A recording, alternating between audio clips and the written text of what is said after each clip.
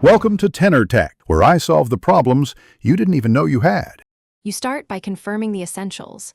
Cellular data is on and your plan allows tethering. Once done, restart both the phone and the client device. Restarting flushes many transient glitches.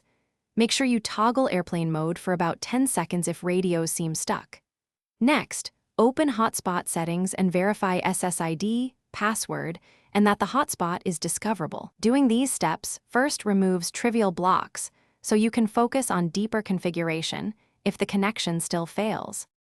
Now zero in on the network and client setup. You should forget the hotspot on the client device and re-add it to clear cached credentials. This forces a fresh handshake. Then set the phone hotspot security to WPA2 and, where available, pick a fixed Wi-Fi channel to avoid interference. Make sure to disable VPNs, data saver modes, and any battery optimizations that may limit background tethering. If the client supports 4 GHz only, ensure the phone isn't locked to 5 GHz and try again. For final steps, reset network settings on the phone if previous attempts failed. This clears corrupt configurations but preserves data. Verify carrier tethering permissions and confirm the APN matches carrier recommendations so data can route through tethering.